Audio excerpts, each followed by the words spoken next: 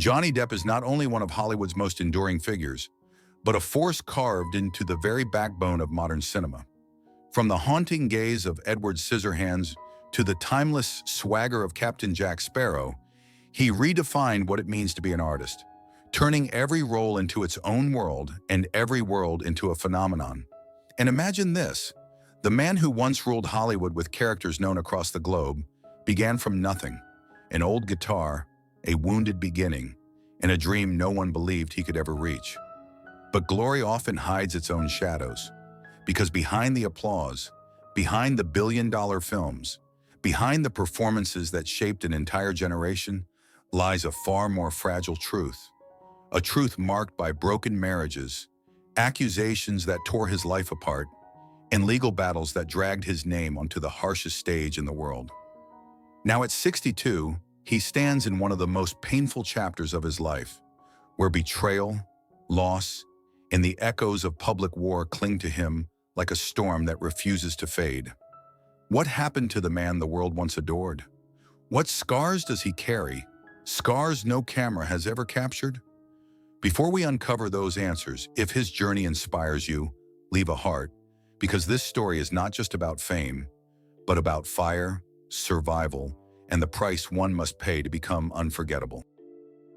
It is heartbreaking to realize how many legends were shaped not by triumph, but by the silent shattering no one ever witnessed. Born on June 9, 1963, in the small, trembling town of Owensboro, Kentucky, a child thrust into a world already quaking beneath his feet. His earliest memories were not of comfort or certainty, but of ceaseless uprooting, as his family packed and repacked their lives more than 20 times before finally coming to rest in Miramar, Florida. What stayed with him was not the blur of landscapes outside the window, but the heaviness he felt inside the houses they fled from. Rooms filled with tension, thick enough to bruise the spirit of a quiet child. His parents' unraveling relationship created a constant, suffocating unease that he would later describe as living inside a quiet storm. A storm that swelled year after year until it ripped his world apart when he was just 15. That divorce, a moment he called a volcanic trauma, cracked open the ground beneath him with a force no adolescent heart should ever be asked to survive. Even when his mother, Betty Sue, remarried and his stepfather, Robert Palmer, offered a steadier presence, Johnny admitted that the emotional fractures from those years never fully closed. He often reflected that the boy he once was, desperate for a place that felt like home, learned far too soon that some wounds do not fade with time. They simply learn to hide in the quiet. In the center of that emotional wreckage, there was one moment that became a fragile lifeline. At 12, his mother placed a guitar in his hands, unknowingly giving him the only refuge he believed he still had. Johnny would later recall that the first chord he ever struck felt as though the noise inside finally had somewhere to go. Music softened the jagged edges of his adolescence, giving form to emotions he could never bring himself to speak aloud. Nights alone in his dim room became acts of survival. Each melody felt like a confession he had no safe place to share, each song a narrow passage leading him out of grief. Yet even with that sanctuary, school became another place where he drifted, misplaced, misunderstood, and unable to fit into the shape the world demanded of him. By 16, worn down by emotional turmoil and unable to force himself into a life that felt foreign, he left Miramar High. When he attempted to return, the principal, perhaps recognizing the fragile fire smoldering inside him, encouraged him to chase what truly stirred his soul. So while other teenagers planned dances and graduations, Johnny hunched over his guitar in garage rehearsals, pouring both hurt and hope into the only language he trusted. But every small victory on stage carried the faint echo of lingering loss. Applause could never fully silence the childhood shadows trailing behind him. His youth had been emotionally brutal, defined by instability, fractured bonds, and a relentless search for a place where his heart could finally breathe. But from that turmoil emerged a resilience carved from loneliness, sorrow, and the healing pulse of sound. Before the world knew him as a Hollywood icon, he was a wounded boy feeling his way through darkness, guided only by the fragile, flickering glow of a dream that refused to die. Before the world saw a star, there was a boy fighting simply to breathe through the ache. And at 16, Johnny Depp understood survival long before destiny ever found him. In 1979, clutching $35, a weather-beaten guitar case, and a heart trembling from wounds far older than his age, he stepped onto a southbound bus, praying distance might soften the pain clinging to him like a second skin. As the sun rose over Kentucky, he watched home dissolve into dust, realizing he wasn't chasing a dream. He was escaping a life that had never held him safely. Leaving Miramar High School, he traded silent classrooms for dim garages and battered amps, choosing hunger and uncertainty over a world that never made room for him. Nights in Florida blurred like worn pages as he rehearsed with childhood friend Bruce Whitkin in cramped rooms thick with sweat, stale beer, and borrowed time. Their band, The Kids, played anywhere sound would carry. Bars, fairs, open lots, earning barely enough for gas and a sandwich the two boys shared in silence. There were nights, Johnny recalled, when the only thing we could afford was hope. But hope couldn't feed a starving boy. He worked any job that bought another day with music, painting houses, selling pens to voices that hung up mid-sentence, hauling broken speakers up stairwells that scraped his knuckles raw. He learned the sting of dismissal, the quiet cruelty of being laughed at for wanting one more chance. Some nights he curled in the backseat of his car, windows fogged, clutching the guitar case as if its familiar weight could keep out the cold. When he strummed until his fingertips bled, the sting reminded him he hadn't disappeared. Florida offered no mercy, only lessons carved into bone. By 1983, at 20, he followed the kids west toward Los Angeles, carried by more belief than gasoline, dreams rattling like empty bottles, unaware the city ahead would test just how much a heart could break without shattering completely. Los Angeles didn't welcome him. It wore him down.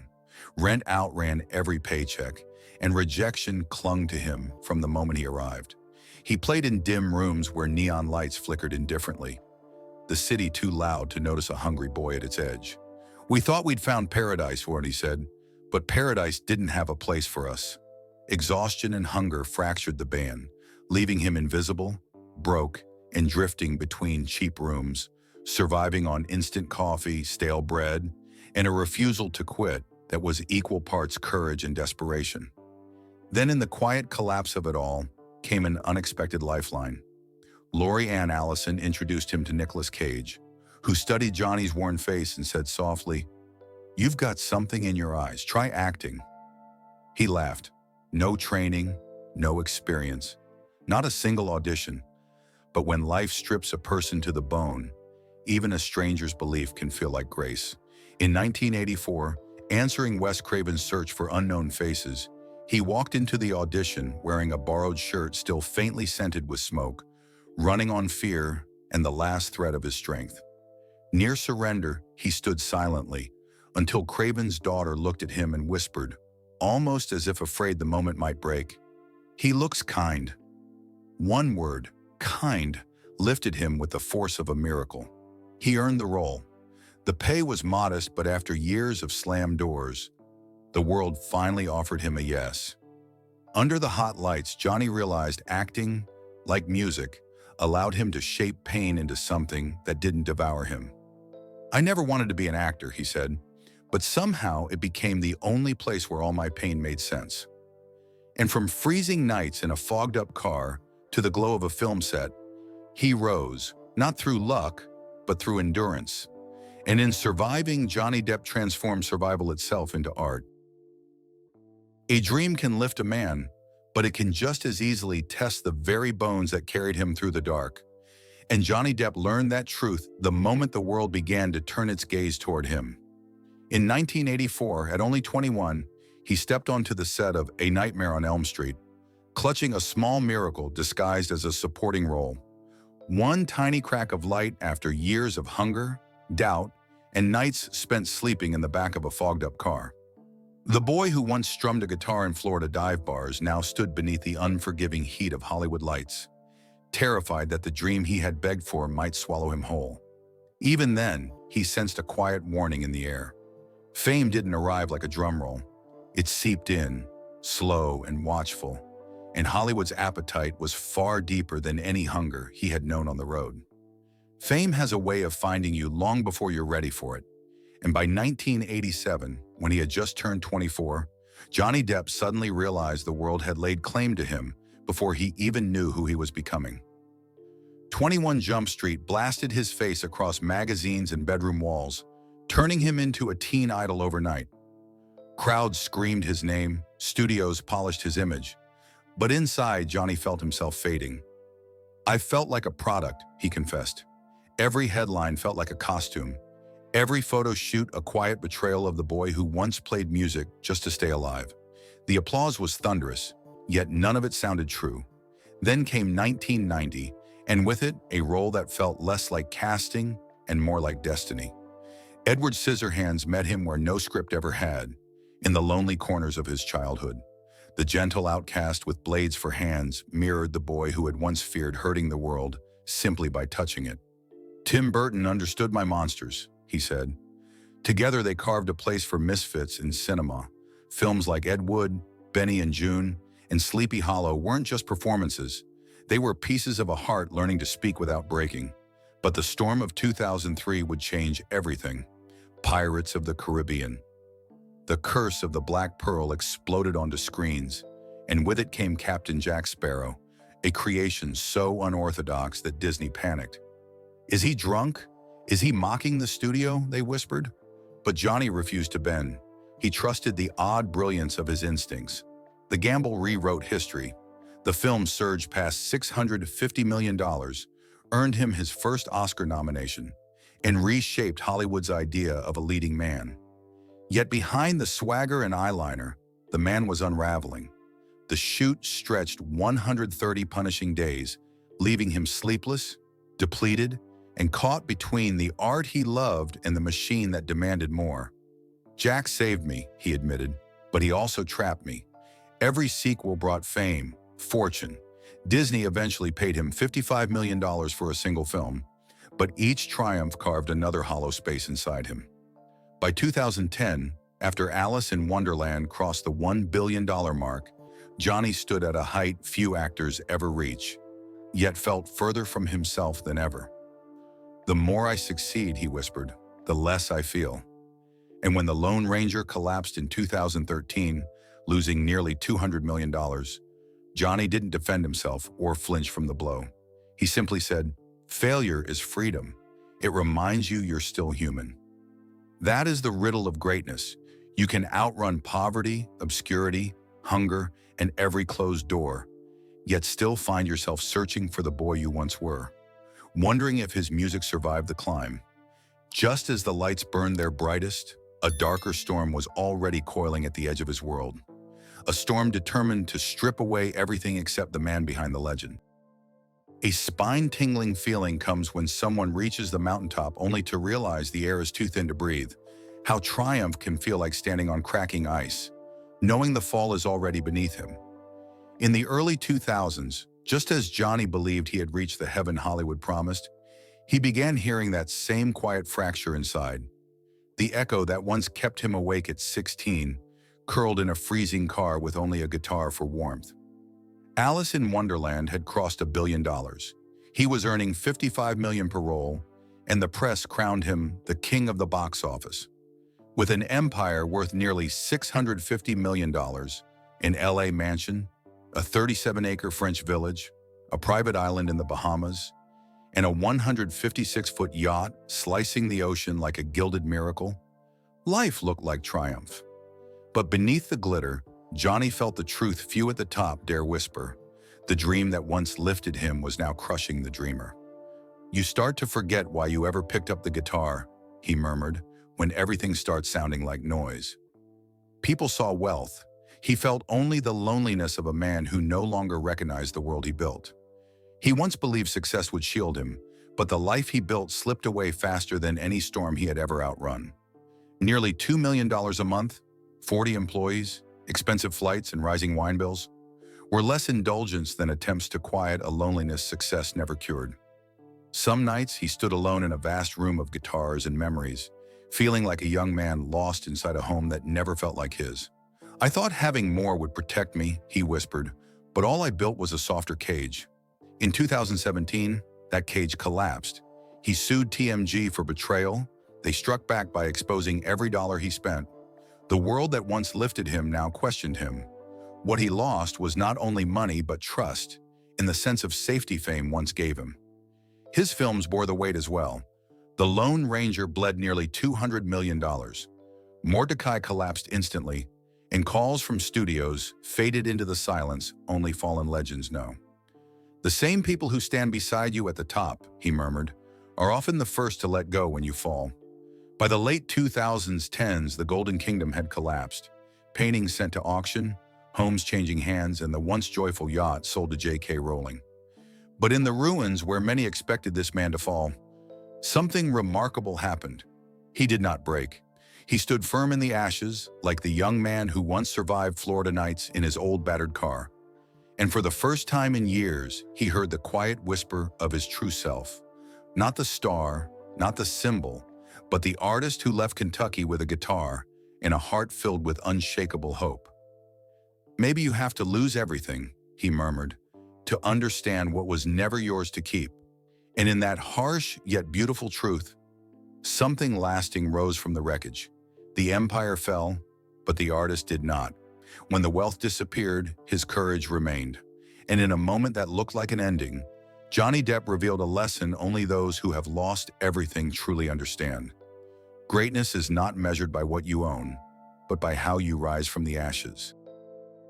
It's strange how a man can rise toward the world's spotlight, yet the first stories that shape his heart are written long before fame ever learns his name.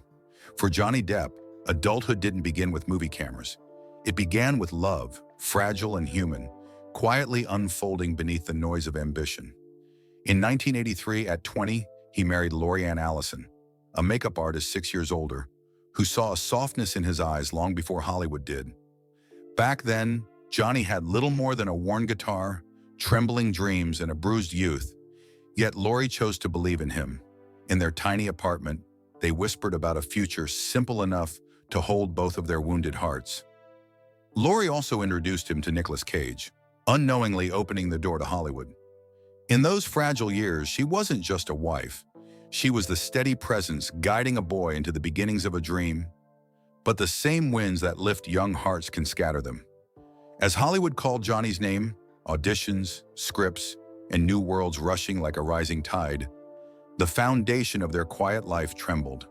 Conversations thinned, smiles faded, and the future they imagined slipped away.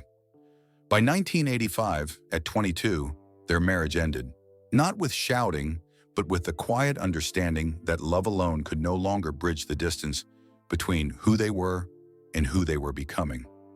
On their final night, Johnny noticed small gestures that carried their tenderness.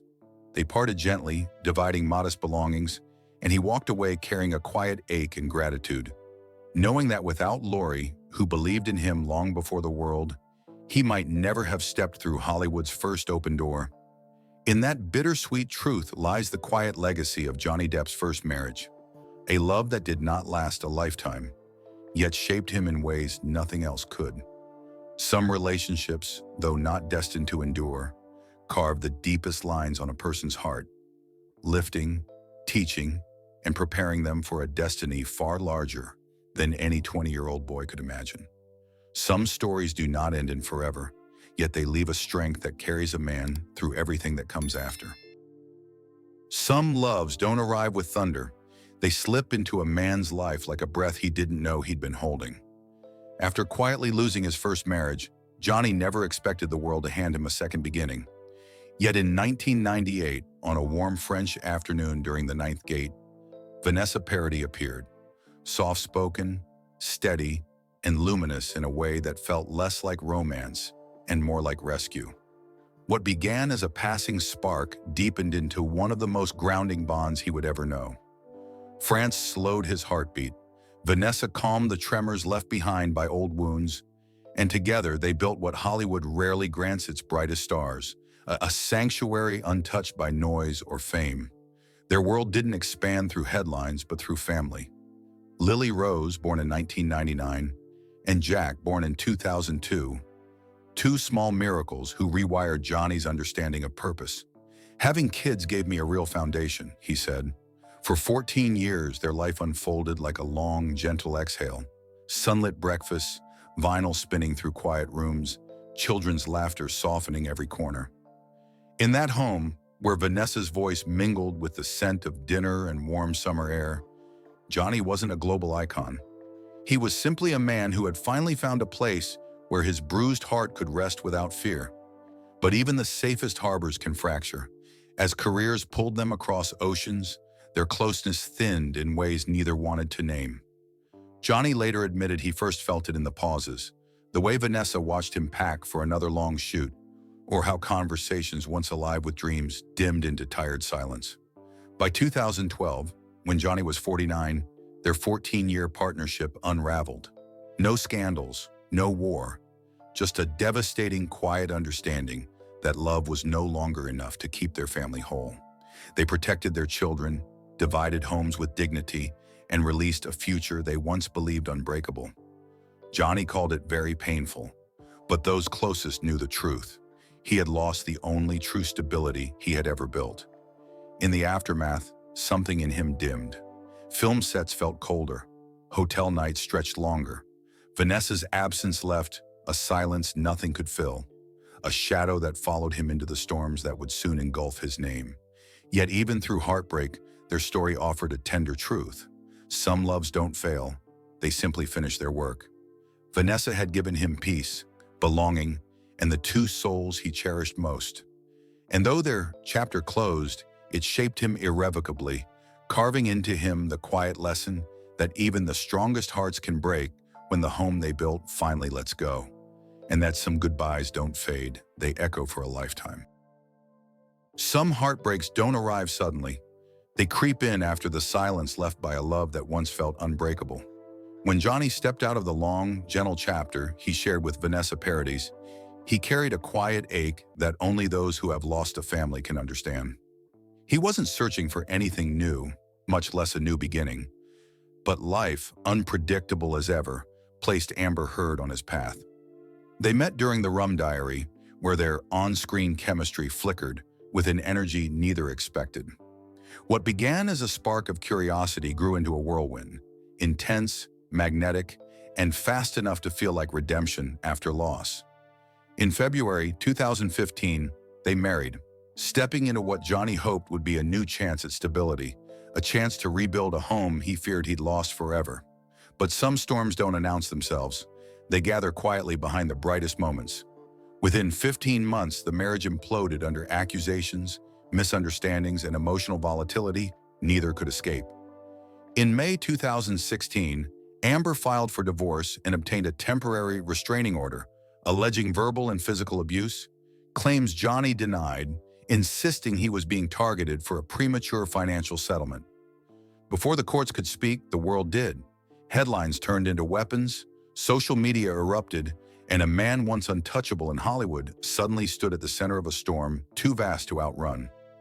Their 2017 divorce ended with a $7 million settlement that Amber pledged to donate, later questioned by Johnny, in a joint statement calling their relationship intensely passionate and at times volatile, denying any intent to mislead. But the damage had already grown far beyond two people, swallowing Johnny's career, reputation, and sense of self. The years that followed felt like a public crucifixion. In 2018, Amber's op-ed describing herself as a public figure representing domestic abuse didn't name him, yet its shadow fell directly on Johnny.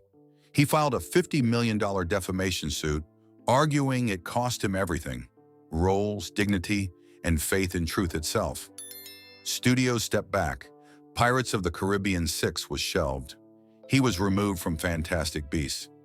In court, Johnny described a relationship marked by chaos and fear, claiming he had been the one abused. Amber countered with her own accounts of drug-fueled rage and violence.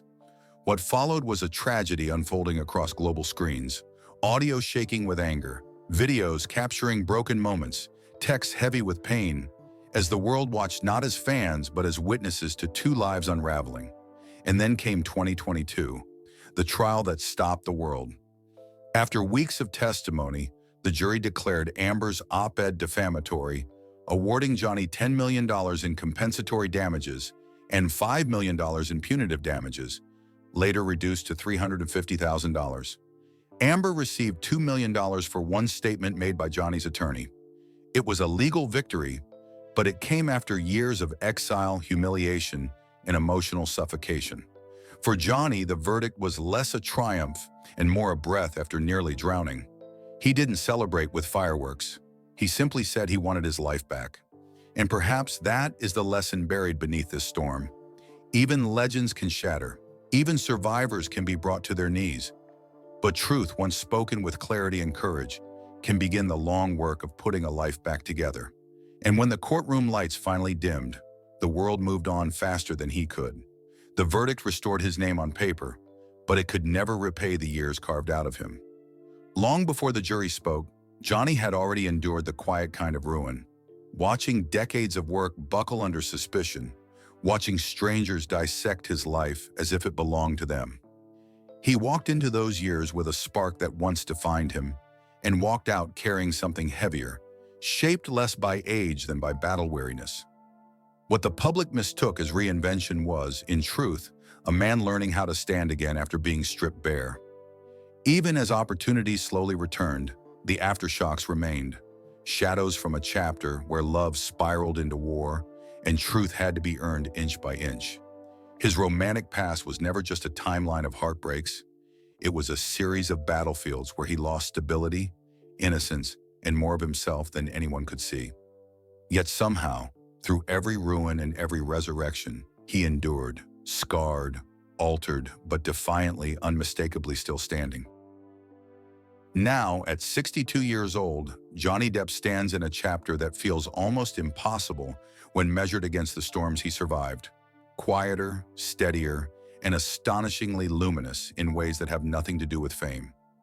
His net worth, once believed shattered by lawsuits and betrayal, has risen again to an estimated $150 million. But the number alone is not the triumph. The triumph is that every dollar stands on the bones of survival. The boy who once left home with $35 and a beaten guitar now owns a portfolio that looks carved from a dream. A $16 million countryside estate in Somerset, wrapped in ancient trees and soft English fog. A historic $55 million French chateau spanning more than 30 acres, where stone walls whisper stories of reinvention. Multiple penthouses in Los Angeles, a private island in the Bahamas, and even a modest yacht he keeps not for spectacle, but for solace. His vast collection, over 40 vintage guitars, rare art pieces, classic cars, handwritten manuscripts, cinematic relics like Jack Sparrow's compass and the Edward Scissorhands gloves, doesn't flaunt extravagance, but tells the long, uneven story of a man who rose, fell, and somehow rose again. Inside his Somerset home, life moves with a rhythm he once feared he would never feel again. The rooms are lined with his own paintings, faces of Dylan, Ledger, Taylor, each portrait a confession in color, many selling in recent years for well over $4 million in a matter of hours. His children's photographs rest beside shelves of Kerouac, Wilde, and Poe, the writers who shaped him long before Hollywood ever did. Today, his bond with Lily Rose is a quiet, steady pride. She has grown into a model and actress with her own fire, often crediting him for teaching her that difference is a form of power. Jack remains private, painting, composing, avoiding the limelight, with a gentleness that reminds Johnny of who he wishes he had been at that age. "They are my compass," he once whispered, "the ones who saved me." Their happiness, intact despite the storms that once threatened to break their family, is now the inheritance he treasures most. Creation has become his oxygen. When he paints, each brushstroke trembles with both wound and rebirth. When he plays music with Hollywood vampires or lets old vinyl crackle beneath dim lamplight, he touches the only truth that never turned its back on him. His material world, once tangled in excess, has settled into intention. And behind closed doors, generosity flows quietly. Millions given to children's hospitals, youth arts programs, and global relief efforts, offered without cameras, without credit, without the need to be seen. If you're lucky enough to have more than you need, he once said, build longer tables. And he has, again and again. On soft English mornings, as he brews coffee and listens to birdsong drifting through open windows, it becomes unmistakably clear. The storms did not harden him, they refined him. And within that quiet rebirth, companionship returned in a gentler form. Those close to him speak of Joel Rich, the London attorney whose presence entered his life not as spectacle, but as steadiness, a warmth arriving only when his heart finally had room to hold it.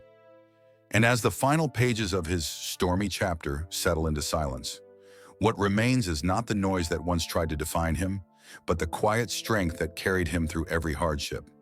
Johnny Depp now lives not as a haunted man, but as a reborn artist, measured not by film premieres or headlines, but by the peace he has fought to reclaim. His journey is a reminder etched in fire. Even when the world misjudges you, even when storms seem endless, a life can be rebuilt, slowly, carefully, beautifully. And for you, as you witness this story unfold, may his resilience illuminate your own path. May your mornings bring peace, your nights bring safety, and your heart never forget that even from the deepest abyss, miracles can rise.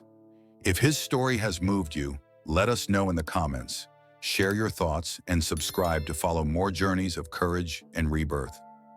We wish your days be ever peaceful, your spirit remain steadfast, and your life be filled with joy.